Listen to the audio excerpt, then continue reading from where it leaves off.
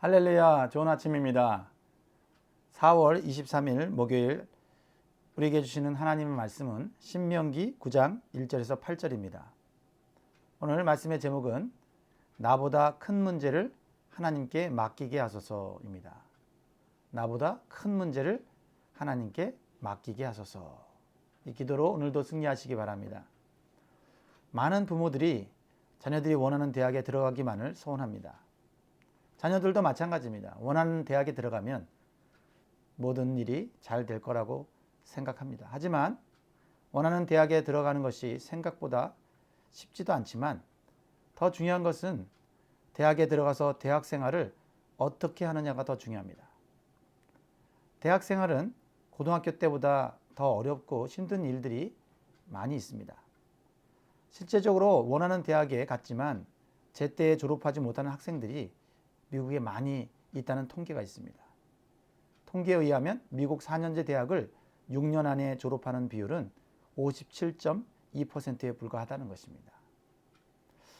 이것은 대학 생활이라는 것이 혼자만의 능력으로는 결코 낯설고 힘든 학업을 끝까지 감당할 수 없다는 것을 의미해 주고 있는 것입니다. 오늘 본문은 하나님께서 이스라엘 백성들이 가나안 땅에 들어가는 것이 실제적으로 쉽지 않다는 것을 가르쳐 주십니다. 왜냐하면 가나안 땅에는 이미 그 땅을 차지하고 사는 족속들이 있는데 그 족속들은 강하고 그들의 성읍은 크고 성벽은 하늘까지 닿을 만큼 견고했기 때문이라고 말씀하고 있습니다. 그들을 우리는 아낙 자손이라고 부릅니다. 장대한 그러한 자손들이죠. 골리앗과 같은 그러한 사람들입니다. 그래서 이들보다 연약한 이스라엘 백성들이 가나안 땅에 들어간다 해도 얼마 못 있어 강력한 가나안 족속들에게 쫓겨날 것이 분명합니다. 이것이 현실입니다. 오늘 1절, 2절을 같이 읽도록 하겠습니다. 1절 이스라엘아 들으라 내가 오늘 요단을 건너 너보다 강대한 나라들로 들어가서 그것을 차지하리니 그 성읍들은 크고 성벽은 하늘에 닿았으며 2절 크고 많은 백성은 네가 아는 아낙 자손이라 그에 대한 말을 네가 들었나니 이르기를 누가 아낙 자손을 능히 당하리요 하거니와. 그래서 출애굽 1세대는 가나안 문턱에서 그들이 두려워서 스스로 포기하고 불평하다가 혹독한 40년 광야를 방황하다 죽게 된 것입니다.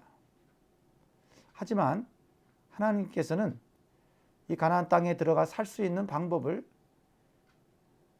가르쳐주고 있습니다.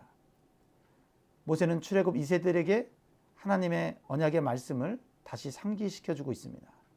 가나안 족속들이 더 강한 것은 사실이지만 하나님께서 앞서 가시면 그들을 쫓아낼 수 있다고 말씀하고 있는 것입니다. 이스라엘 백성들은 그들을 쫓아낼 수 있는 힘과 능력이 없습니다. 하지만 그들보다 강하신 하나님을 앞세우고 가면 약속하신 하나님의 말씀을 믿고 의지하고 가면 하나님께서 그들을 쫓아내게 해주신다라는 것입니다. 오늘 3절 말씀입니다. 오늘 어느 날라 내 하나님 여호와께서 맹렬한 불과 같이 네 앞에 나아가신즉 여호와께서 그들을 멸하사 네 앞에 엎드러지게 하시리니 여호와께서 네게 말씀하신 것 같이 너는 그들을 쫓아내며 속히 멸할 것이라. 아멘. 이 세상에 아무리 강한 자라 할지라도 하나님을 이길 수 있는 자는 없습니다. 우리가 힘들고 불가능해 보이는 문제라도 하나님은 다 해결하실 수 있는 분이십니다. 그런 하나님이 우리의 하나님이 되십니다. 얼마나 감사합니까? 얼마나 든든합니까? 오늘 이 말씀을 통해서 우리에게 주시는 영적인 교훈이 무엇입니까? 우리보다 더 큰 문제들, 우리보다 더 큰 시험들을 우리가 해결할 수 있는 방법은 문제보다 크신 하나님을 앞세우고 하나님을 믿고 의지하며 따라가는 것입니다. 그러면 우리의 힘이 아닌 하나님의 힘으로 해결되는 것을 경험하게 되는 것입니다. 이러한 신앙의 원리를 우리의 삶에 적용하며 살 때 우리는 날마다 승리하는 삶을 살 수 있는 것입니다. 그러면 우리가 하나님을 앞세우기 위해서는 무엇이 필요할까요? 하나님이 우리를 위해 일하시도록 하기 위해서 우리는 어떠한 태도를 보여야 될까요? 그것은 매우 단순한 것입니다. 하나님께 모든 문제를 다 맡기는 믿음의 태도가 필요하다는 것입니다. 그런데 많은 사람들은 하나님께 맡긴다고 하면서도 불안해하고 의심할 때가 많이 있습니다. 그리고 하나님을 온전히 신뢰하지 못하고 불신의 태도를 보일 때도 있습니다.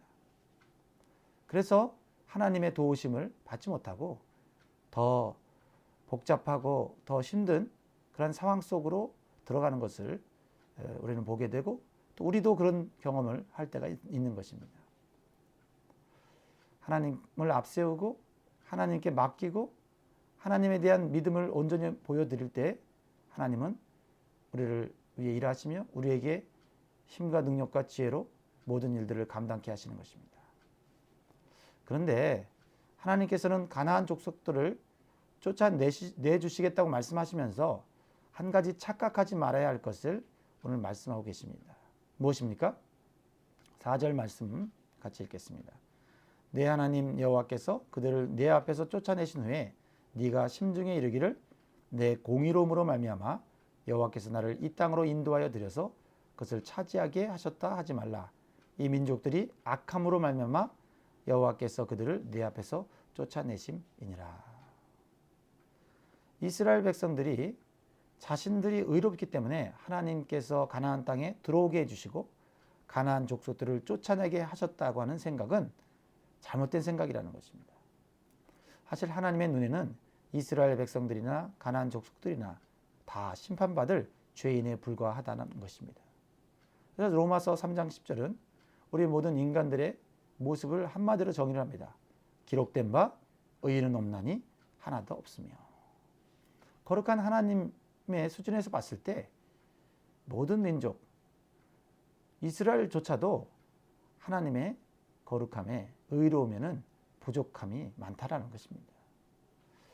그러니까 이스라엘 백성들이 의로워서 가나안 족속들을 쫓아내고 차지하는 것이 아니라 가나안 족속들의 죄악이 가득 찼기 때문이라는 겁니다.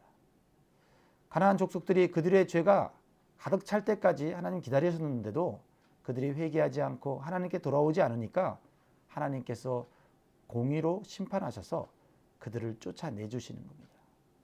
그러니까 하나님께서 지금 우리에게 은혜를 베푸시고 축복하신다고 해서 우리는 착각하지 말아야 됩니다. 우리가 의롭다는 생각, 우리가 잘났다는 생각, 우리가 남들보다 거룩하다는 생각, 그런 생각을 갖는 것은 착각이라는 것입니다. 오직 의로우신 분은 하나님밖에 없습니다.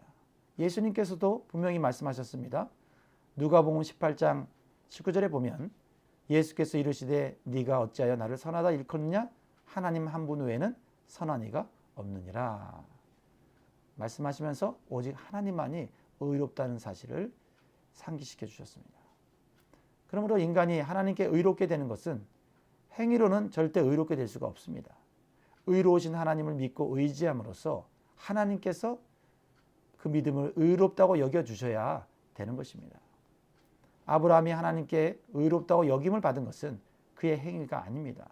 그도 부족한 사람이었고 불완전한 사람이었습니다. 그러나 불가능한 상황에서 하나님의 약속을 믿고 신뢰했기 때문에 아브라함은 하나님께 의롭다고 인정받게 되었고 그리고 아브라함은 축복을 받은 것입니다. 하나님은 인간 스스로 의롭게 될 수 없기 때문에 인간의 모든 죄를 예수 그리스도를 통해서 대신 해결하시도록 해서 인간이 의롭게 되는 구원의 길을 준비하신 것입니다. 인간이 의로운 것이 아니라 예수님이 의롭기 때문에 인간이 의롭게 될 수 있는 길을 열어놓으신 것입니다. 그래서 우리가 의롭게 해주신 예수님을 믿음으로 의롭게 되는 길밖에 없습니다. 우리 스스로 의롭게 되는 것은 할 수가 없는 일입니다. 그래서 구원받은 우리가 의롭다고 인정을 받았음에도 우리가 자랑할 수 없는 것은 우리의 의가 아니라 하나님의 의를 우리가 받았기 때문인 것입니다. 그래서 갈라디아서 2장 16절에 보면 사람이 의롭게 되는 것은 율법의 행위로 말미암음이 아니요 오직 예수 그리스도를 믿음으로 말미암는 줄 알므로 우리도 그리스도 예수를 믿나니 이는 우리가 율법의 행위로서가 아니고 그리스도를 믿음으로써 의롭다함을 얻으려 함이라. 율법의 행위로서는 의롭다함을 얻을 육체가 없느니라고 말씀하고 있습니다. 그래서 우리는 남들보다 은혜와 축복을 더 받는다고 착각하고 교만하면 안 되는 것입니다. 함부로 다른 사람들의 죄를 정죄해서는 안 되는 것입니다. 하나님을 믿고 예수님의 공로를 믿는 믿음으로 살기 때문에 하나님께서 우리에게 은혜를 베풀어 주신다고 우리는 믿고 또한 감사해야 합니다.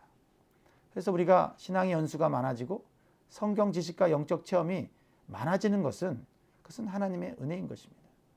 그럼에도 불구하고 우리가 스스로 의롭게 될 수 없는 것을 명심해야 우리는 하나님의 의를 계속해서 받아 누릴 수 있는 자가 되는 것입니다. 사실 광야 생활 속에서 이스라엘 백성들은 가나안 족속들과 비교해서 그렇게 의롭지 못했습니다.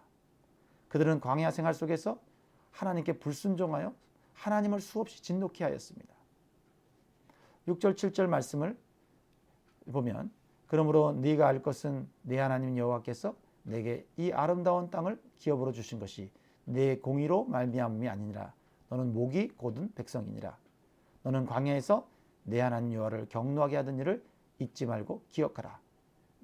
네가 애굽 땅에서 나오던 날부터 이곳에 이르기까지 늘 여호와를 거역하였으되.